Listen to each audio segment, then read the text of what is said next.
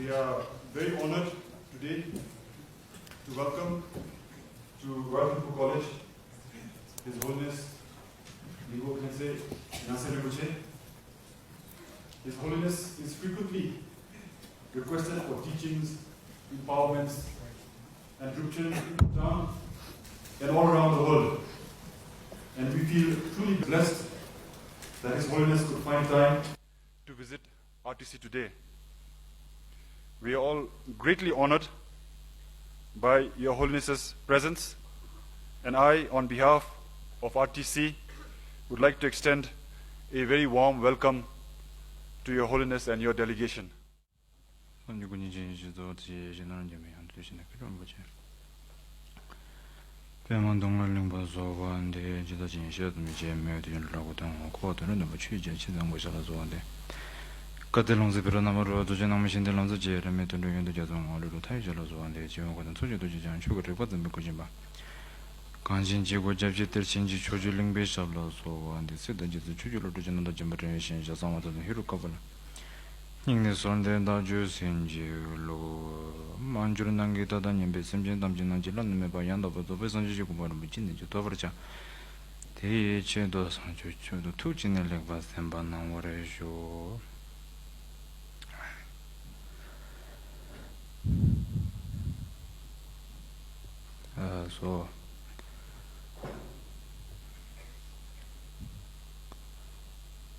First of all, I would like to say thank you.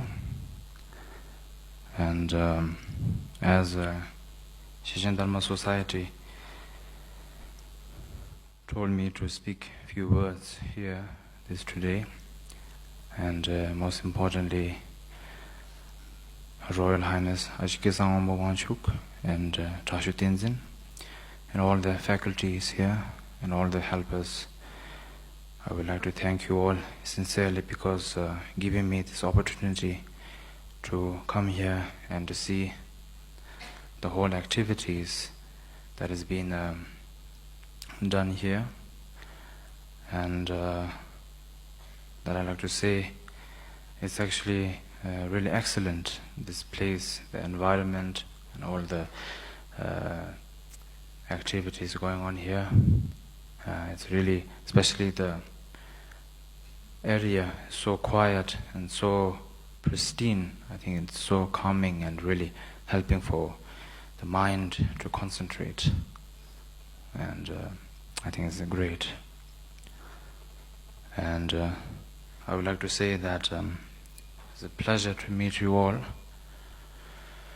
I think maybe you know who I am, or maybe not. It does not matter, because I'm just going to come today and then disappear forever, and I may not need it for you at all, because you are very clever with your what's so-called certificate with all those numbers and achievements. Today I wanted to actually talk about introduction of Buddhism, and why I choose particular this subject is Buddhism is really becoming a dying subject in Bhutan. In Bhutan, Himalayan region, it is dying now, and that is the truth. Nobody cares about that. Everybody so care about business and agriculture and whatsoever. Nobody care about Buddhism. But actually, Buddhism, it is like a mother to all activities in our life. Business, society, tradition, mentality, everything. And we do not put any interest in this. And this is a big problem now. What is happening is that Buddhism is more becoming into a tradition, sort of a superstition thing. And then it's just slowly done by few people who know about it, few elder people, few people who are enthusiastic and more interested in it, and the rest not so much. So it's just like left behind, and that is what is really getting scary to all of us. Because Buddhism is not a religion. Many people think it's a religion. It's not a religion. Buddhism has many, many aspects. Sometimes aspect of what you call all these pujas and ceremony. Sometimes it has the aspects of really sort of concentrating, contemplation of mind and meditation, so forth. Sometimes it is the aspect of what you call practice and retreats and so forth. And then it is sometimes it is the aspect of what you call this, like a academic and more educational system, more intellectual system. So it has many, many, many, many aspects. And the thing is that one thing we're really forgetting is that if there is no Buddhism, very difficult to actually live up to that level. Because until now in our life, if you are a student, if you are a worker, if you are a monk, whatever, there always been Buddhism in that life, in that situation, in that circumstance. Because if there was no Buddhism at all, nothing will appear. And many people think that is rubbish. We don't need Buddhism, we don't need all of this, what you call Buddha Dharma, whatever, I can do myself. I am very, very, what you call, professional in this. Yes, you may be professional, but whatever professional it is, we all need a little bit of an antidote, like a little antidote to help us to go in that particular path. And that, for all of us, I don't know it is for the rest of the world, I can't tell. But particularly Bhutan, in this area, it is Buddhism that really pulls us into that direction. And we are really denying that at all from the beginning. So I am here officially begging you not to deny Buddhism. Because Buddhism is not just some simple little thing. Buddhism is not just, because nowadays, I'm very sorry, but many people, Buddhism is used as a weapon, as a gaining sort of method, is becoming business, is becoming money, is becoming to attract people. This is not Buddhism. That is the total effect, that is the total defection of people's using Buddhism. That is not true Buddhism. That is not what Lord Buddha taught 2,600 years before. What he taught was the medicine. What he taught was the antibiotic to really clean our mind. And that is, we're forgetting about that. Most people nowadays, students, I'm so sorry to say this to you, but I have to say it on your face. What is Buddhism to you is, if tomorrow there is exam, if there is promotion, I must go to Ngongkang or I must go to Lam Shepa to ask for prayer.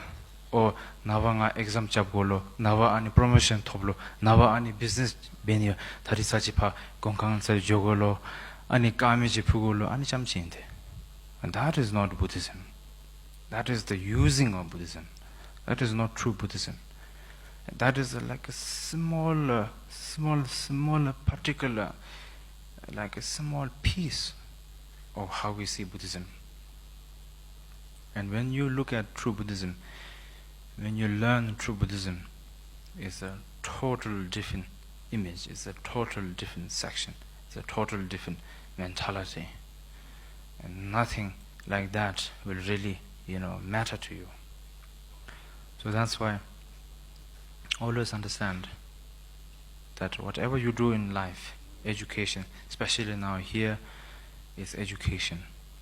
So I can see that this area is great environment for all of you to study and concentrate your educations.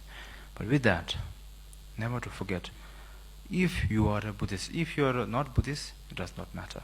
But if you are a Buddhist, and if you call yourself a Buddhist, you must always know what is Buddhism, why we learn Buddhism, What is the purpose of Buddhism? Always to recycle that concept in our mind. It's very important.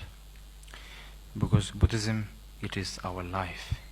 It is not a page we look at and we throw. It is our life. So it's something that we must think about if it's possible for you, if you can think about. Because nothing is going to confuse you. Nothing is going to harm you if you learn Buddhism. It is going to really reconstruct your mentality, a way of living and a way of doing things. So in that case, that's why I'm asking you to really, sometime think about it. It may be good. And so,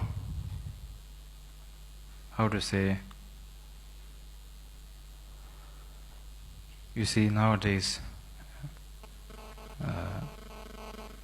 I have been in many, many countries. You see, I can say that. I've been to Europe and America and so forth. The living condition, the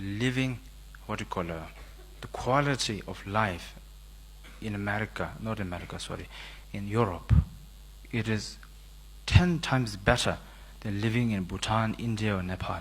That I can tell you. The living structure and living society is 10 times better. But even though we have facility, even though we have system, even though we have everything great in the West, always, something we feel missing. Something is there, is not there. Something should be, inserted in that society. And that we cannot find at all. It's not there, does not exist. And that is Buddhism. And that is what we have in Bhutan.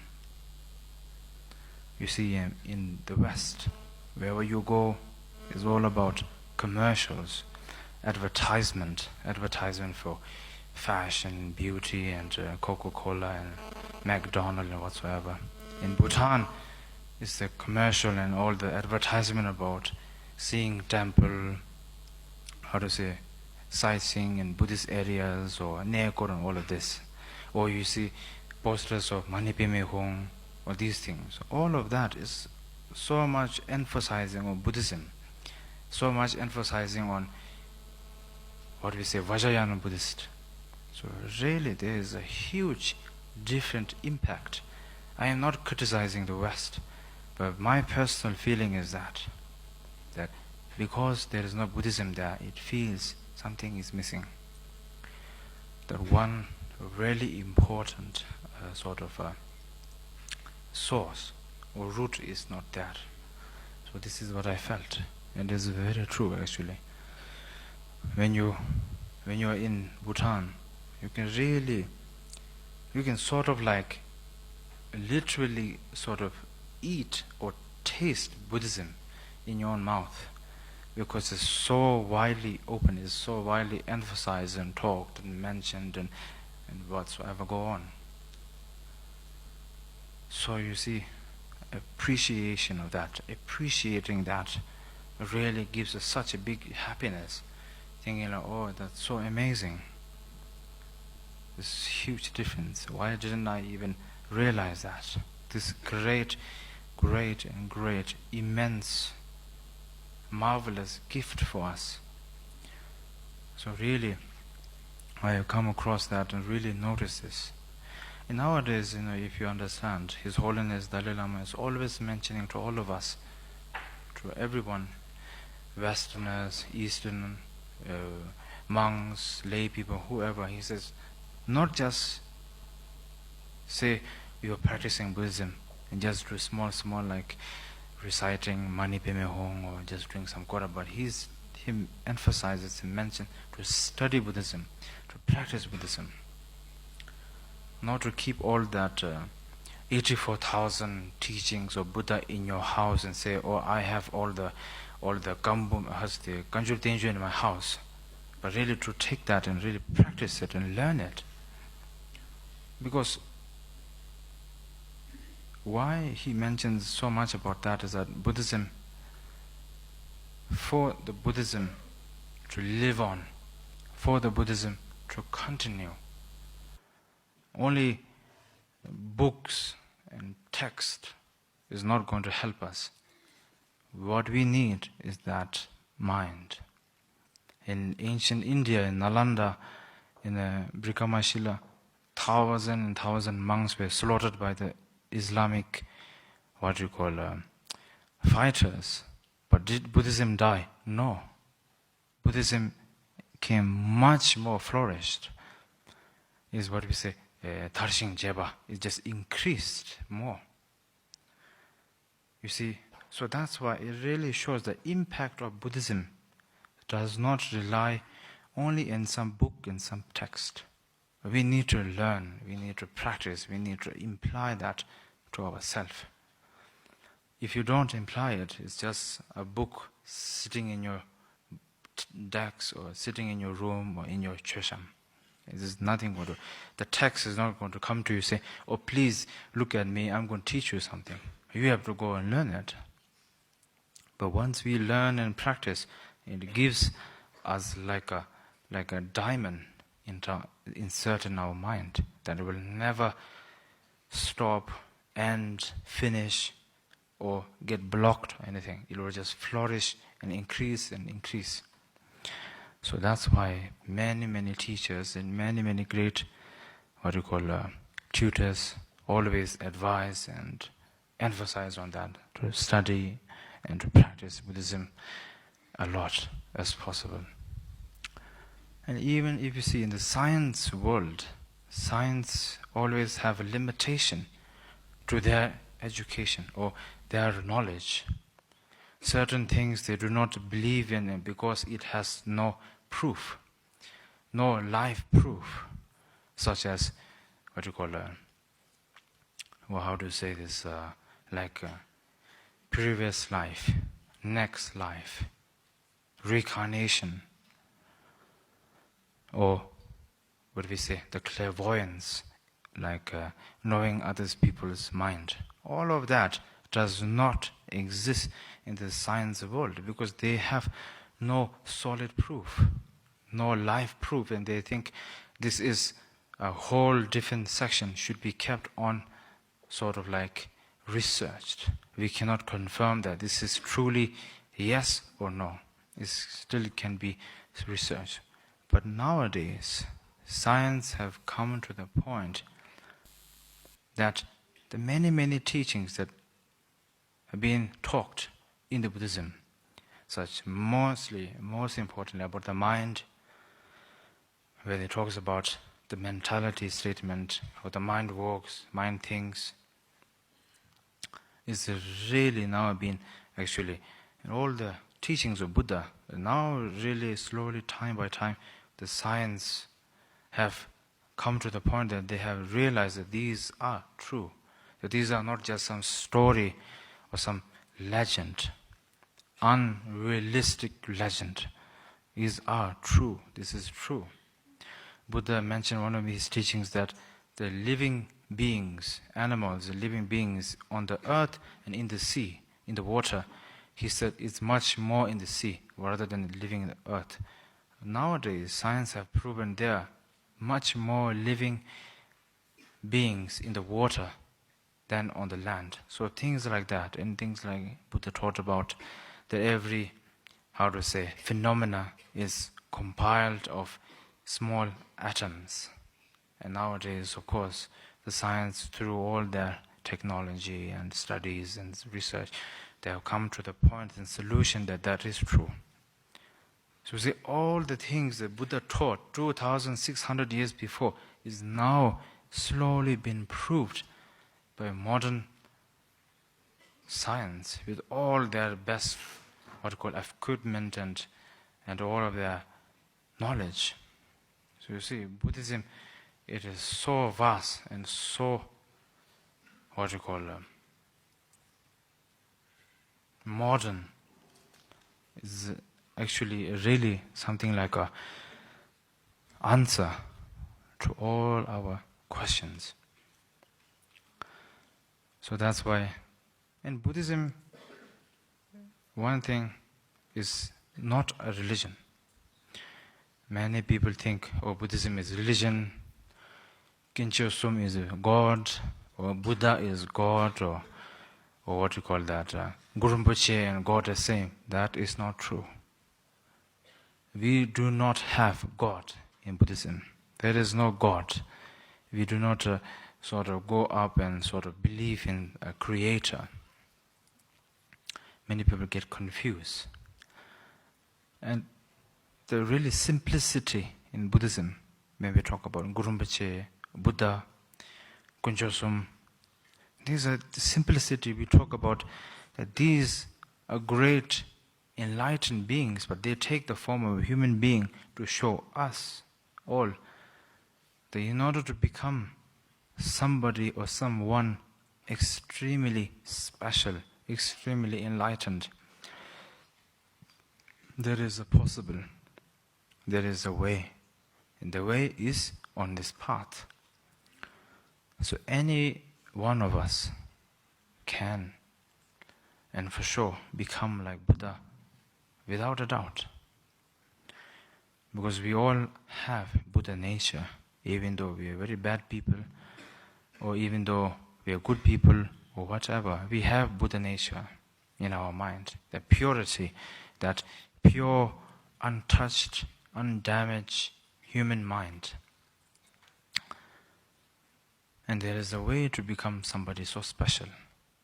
But it is really up to us to do it or not.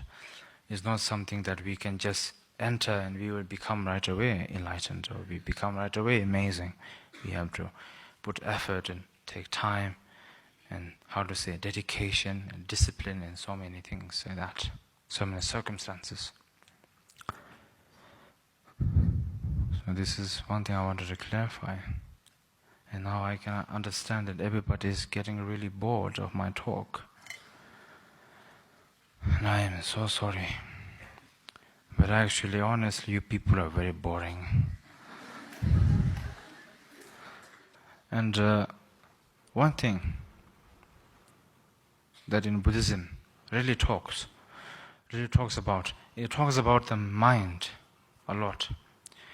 And one thing very important to think about mind is that mind is so dangerous. Physical body is not dangerous. The mind is dangerous.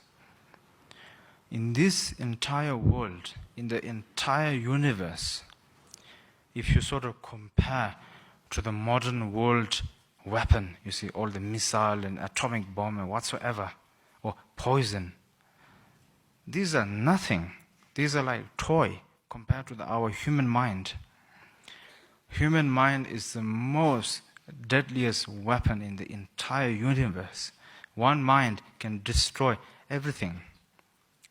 So mind is number one priority. Mind is number one priority to be kept well, to be organized well, to be cleaned, prepare, organize, systemize, finish. Train, keep clean, wash all the dirt. Because if the mind goes in a different way, then everything will go in such a destruction world. You see, until now, in this world, we had problems, we had so much of conflict. There is the World War I, World War II, and all of this conflict going on. Why did this all start? It started because of people's mind, the mind's hatred, mind's aggression, the mind's, uncontentment of wanting more, the mind's ignorant thought of superior. All of this built up that ambition and made everything so possible, made everything so destructible. You see, it's the mind. It is not the phenomena that does the damage. It's the mind who does the damage. So always very careful with mind. You see, if I had a choice to wash, I would like to take my mind out and sort of wash and wash for few hundred years to get all the dirt out, because I am so disgusted with my mind. Because my mind is so horrible. I look so great, I look so proper, I look so very nice or whatsoever. But my mind is so disgusting that each time when I look at it in my mind, I want to vomit, because it's so terrible. And now, because of Buddhism, because of my teacher, because of my tutor, because of the environment, because of learning, practicing many years, really made me think that even though mind is so terrible and horrible, there is the way to cure it one by one, to to reconstruct, to restabilize it one by one. So not to feel bad and not to feel guilty and not to feel sort of like damaged, that there is a possible way to fix it. So this was really what happened to my understanding, even though it's a very, very tiny understanding, but this is what I saw in my own way. You see, it is so interesting how the mind can play, you see. Like, I can be talking to somebody, and I could say to that person, thank you so much of your time. I'm so happy to see you. That is a lie. That is the biggest lie my mind did. My mind told me to do it. To say thank you, so nice to see you, so I can just shut that person and make him go. You see, the mind is so clever, how it can move, you see. For instance, like in a relationship, when you have two people liking each other, always the mind plays the trick of saying, is this the right thing? Or is this proper? And then always this thing of self-importance comes up, saying, if anything will happen to me, or am I going to be in shameful, or am I going to be a problem? So then all of this mind trick really destroys everything. So you see, one thing you must understand, that the mind is creating everything. It really creates everything in our life. Since young age till your adult time, all of that achievement, life, whatever experience, one thing you must realize, that this is all the creation of your mind. Your mind made you see all of this. Your mind made you do all of this because this is something that you wanted to do. This is something that you wish to do.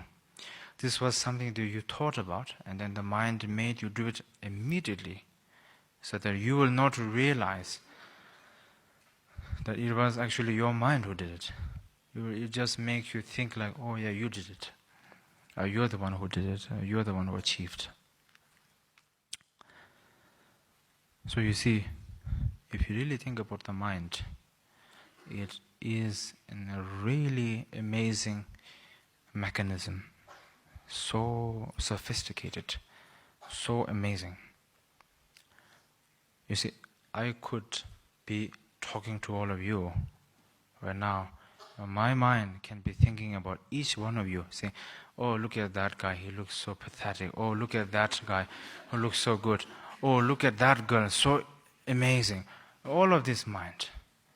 Mind is so bad. We can sort of make ourselves so fake, you see. I myself, my whole life, I have to live in the life of sort of like your I. So my future, not future, how to say this, my figure is your creation. If you understand what I mean. I am like this because you want me to be like this. Your I, your image, I have to speak in this way. I have to walk in this way, I have to dress in this way, I have to drink in this way, eat in this way, because it's your creation. I was created in your image. And every one of you are created in your own different image. Maybe in your friend, family, society, whatever. You're all sort of created in that system way of your own image or perception.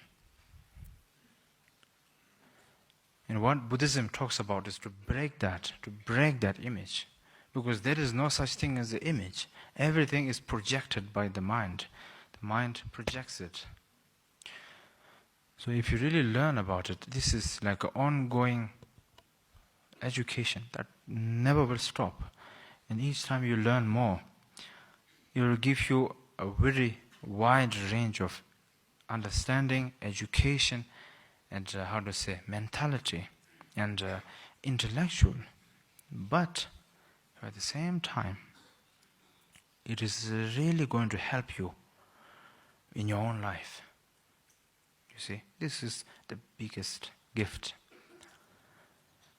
And actually, this is something that many people, many of us, we don't see, we don't realize, we don't appreciate.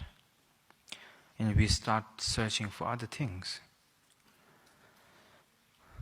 Like, I met many Buddhist students, very good students, and they tell me, oh, I go every day to see a therapist.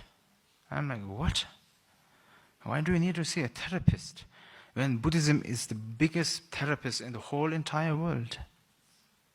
And this is the problem.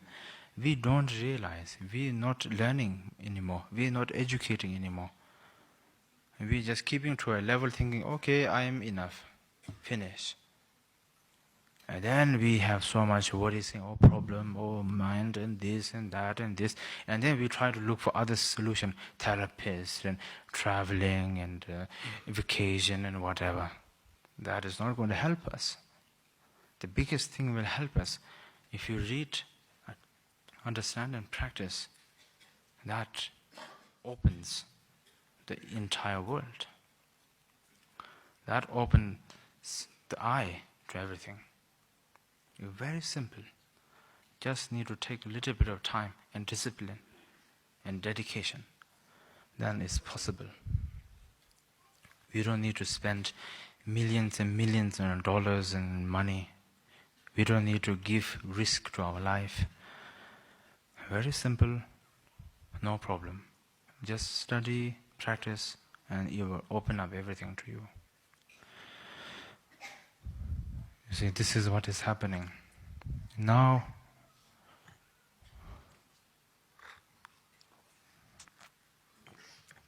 Buddhism, when I say Buddhism is dying, all the younger generation nowadays in Bhutan have no interest in Buddhism. It's understandable because the modern world is becoming so powerful. The modern world is like sort of pumping out all of this technology, accessory, and this and that and this and this and so much. It's like sort of like a ball, not a ball, like a heart. You see, the heart pumps out blood. The world, the entire modern world is pumping out all of this advertisement, pumping out all of these things that attracts us so much that we are so taken by that. And it's so amazing. It's so shocking. You see, I was recently in Europe, especially in Belgium, and I was walking down a street, and I was so shocked that the whole entire street was sort of like a whole street of sweet. Chocolate and this and biscuit and cake and all of that. It's just all this. And I was so shocked that it can really create a totally different image. Did we get so drawn into that? We are so taken. And I see like many people get drawn into this and buying this sweets and that cake and this chocolate and that and this, one thing I noticed that nobody actually knows. Maybe they know, but maybe they don't know that all of this is actually simply just to draw your attention. Nobody really notices about that. Everybody just don't ask any question and boom, go there. It's so shocking.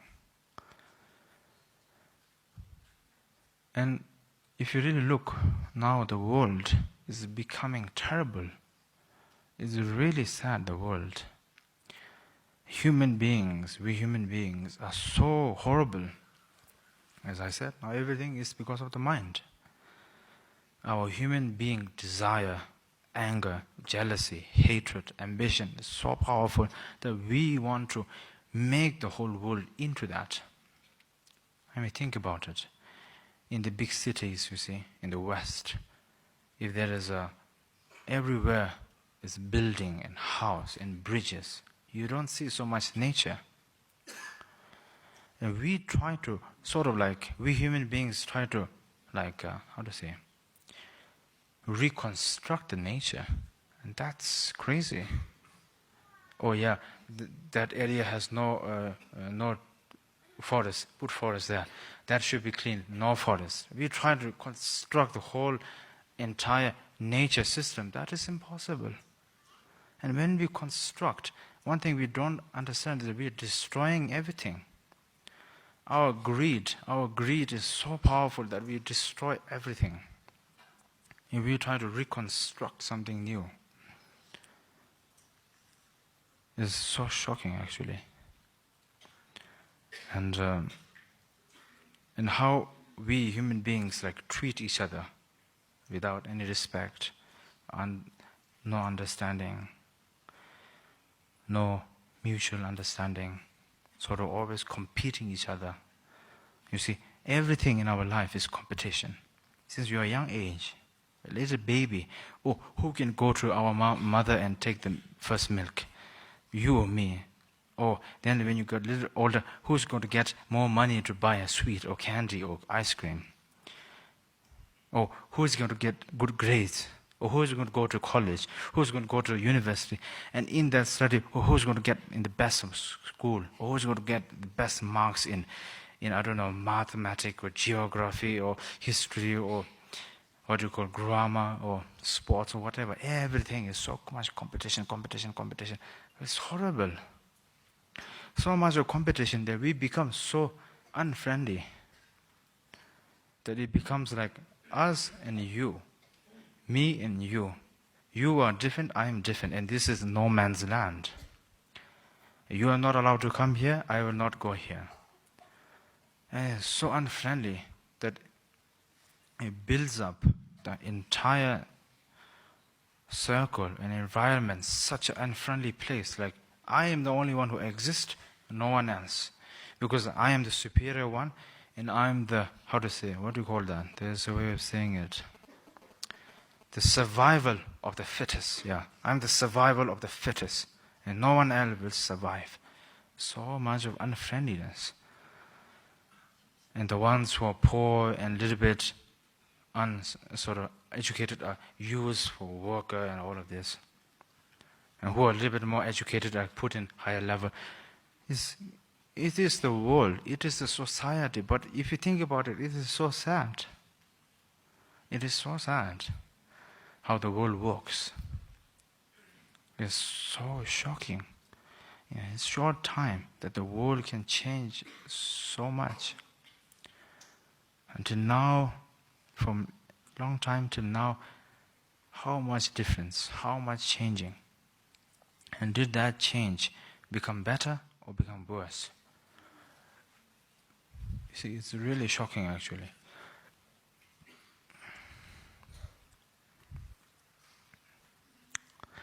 So because of all of this, and even lamas nowadays, this is the interesting part. Not just you people, not just normal people. We lamas have to be more modern, you see. We need to know how to be more better looking, more fit, more handsome, more attractive, so that you will look at us and come to our teaching or come to our talk. If we are some old ugly man or talking, nobody will look at us. Everybody think, that's enemy. Nobody even care about our teachings. And we have to look so proper so that you will actually come to our talks and listen to us. It is so difficult for me, actually, that I have to go through the liberty to actually be like you. I have to think like you. I have to act like you. I have to know all your tactics. In order to be like you, I have to do things like you see. And that is one of the things, one of our responsibility, that we need to learn like you. If we want to communicate with you, if we want to talk to you, want to share things with you, want to help you, connect to you, we need to be like you, exactly like you. And that's a huge difference for me. Big, difficult, but big challenge. But I have to do it. I have no choice. And if I didn't have to talk to anybody and just keep quiet in a little house and lock up myself for the rest of my life, fine. I can be like that. But I cannot do that. I have to talk to you all. I have to communicate. I have to help you. Because that is my mission. That is my responsibility. That is what has been advised to me by my teachers, by the teachings and everything. So when I have to learn like you, it's so difficult. I recently was trying to learn how to dress like you. It was so uncomfortable to wear pants and short. It was so terrible, you see. I couldn't even look at myself in the mirror because I look so ugly and so uncomfortable. But this is a way to connect to you all. You see, the thing is changing so much. Everything, Buddha said very clearly, circumstance, the Buddhist teaching, Buddhism, is not fixed. Is not fixed. It can adjust in every circumstance. It can adjust in every level. It can adjust in every time. It can adjust in every mentality. So that's why Buddhism can be adjusted in any way you want, in any system, style, whatever you wish for. But it is Buddhism itself. Just the way of the style is different. It's the way of how you wish it to be.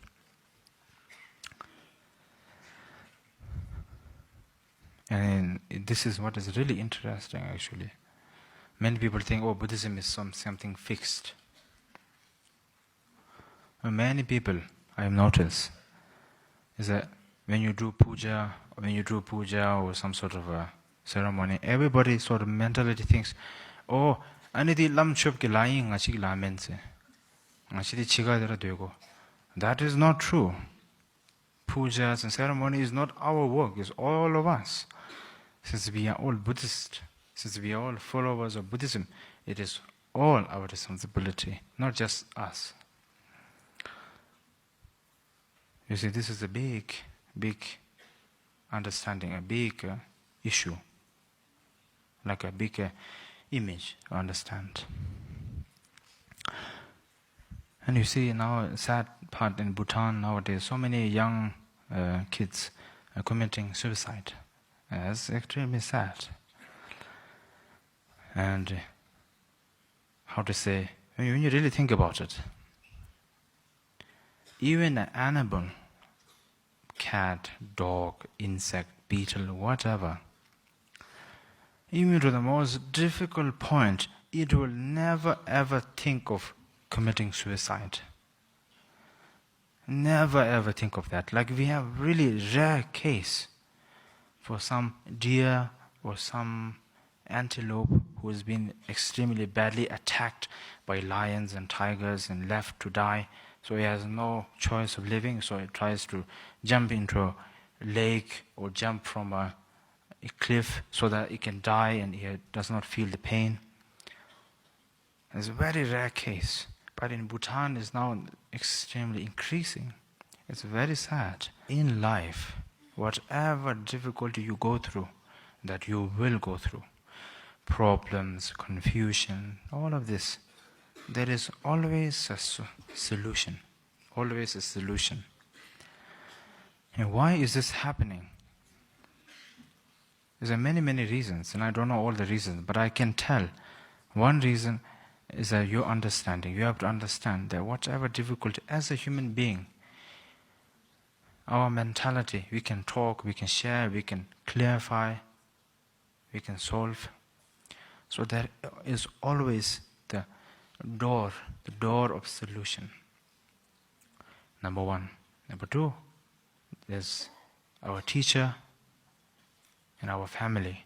And sometimes things don't work well with family. Sometimes things don't work well with teacher. And that can be changed. How can it be changed is the understanding of teacher. When teachers teach, it's not the responsibility of the teacher only teach some school things and then finish. The students come to the teacher for really important thing. And many people don't know that. And I'm sure you know. I'm just telling you. Many people don't notice it. They think, oh, these students come to me because they just want to do their study and finish. That is not true. They come to the teachers. Why? Because they seek security, safety, and confidence. The teachers are the one who can build that world of knowledge. Yes, but with that they can build the world of confidence, happiness, understanding, security, safe. It's not just some word you write on the blackboard and finish. Bye-bye. Not that small. It's so much bigger. So that's why you see, in the monasteries, in our monastery, in all the monasteries, what we try to do is that when monks come to us, we know there are many reasons they come to us. But when they are in our monastery, in our compound, we give them the understanding and feeling that they are our family. If they have personal problems, issues with study, issue with family, whatever, tell us, share with us, talk to the authorities, the helpers, the teachers, the campers, the lurpens, whoever are there. So it's not only that place of education, monk, system, diglam namja. It's even the understanding that to become someone understandable, to become someone confidence, someone understanding, broader understanding. You see? And that system is the same in the school, universities, college, schools, so forth. Students come to the teacher, and having the thought of the teacher is someone who teaches them, advises them, shows them the proper image. So then it is the teacher's responsibility to really make that in your mind, plan that in your mind, and really try to connect to the students. Because if you don't connect to the students, then nothing is helping. Students don't get educated, always have problem, difficulty, and there's always this gap. So must, number one, most important for the teacher, really try to communicate with the students, really try to understand to the depth of the deepest feeling, fear, understanding of the students. Because you have the teacher, as a teacher, you have, I'm not saying I'm a great teacher, but I'm just telling you, as you are a teacher, you have the ability to help so many people to become someone so great, someone so amazing. So you have the ability to do it. You have all the necessities, all the abilities, all the strength. So you must do it, because that's the only way we can change. And through that, the students have to change their mentality too. But a big responsibility, a big role is the teacher's role. So teacher has to be very careful, you see. And I have no comments for the family, for especially parents and so forth. I cannot tell how you are with kids. I'm sure you are very great with the kids, loving, caring, showing all your ways. But I must tell you one thing. I am not a father, I am nothing. I don't know anything about the kids. But when I live in the monastery, when I live with my monks, and when they become like my family, one thing I've noticed, and the one thing I learned, never, never, ever make them do what you want them to do. Teach them, help them, advise them, guide them, make sure everything is well. Then let them born, let them give rebirth to themselves, let them be born again as the great one, as the great person in their future. So give a lot of effort, give a lot of time, give a lot of love, caring, everything. And give discipline too, of course. But then when they grow up to a certain age, and let them be whoever they want. Because that's the way how they can become somebody. If we construct them this, it's like when you want to grow a tree, you plant a seed, you make sure good, rich soil, sun, and then protection from animals not to eat, damage. So you do a few things, but then when the tree grows up, when it grows, it will become into a flower, amazing tree, fruit tree, whatever. So that is your responsibility. If you try to make the tree go in that way, and this way, and that way, and cut, and this way, no, I don't want this to, you tie the tree to another tree saying, oh, I don't want this tree to go in that way. You will never achieve anything. You will never have anybody becoming anything. And I've noticed that in our monastery. When you have a little monk, when they grow up, you teach them and beat them and scold them and tell them, oh, don't do this and do that. But when you teach them in a way that you want them to become like this, that's so difficult. It is not so helpful for the student. But if you be nice, loving, caring, giving them discipline, giving them like few, conditions, follow. And when they grow up to a certain age that they can be able to do something, and then let them do what? Let them do. Let them show themselves that they are capable. And if they want help, they will come. If they do not need, then we should just let them be, watch them, absorb them, and if they feel like they're doing a mistake, tell them right away, this is a mistake. But if you try to construct something that your mind and your vision and your plan, very difficult. So it's very, this is something that's been well known. So I'm sure you all know about it. I think it's very beneficial if you do it. I'm just saying that it's very beneficial.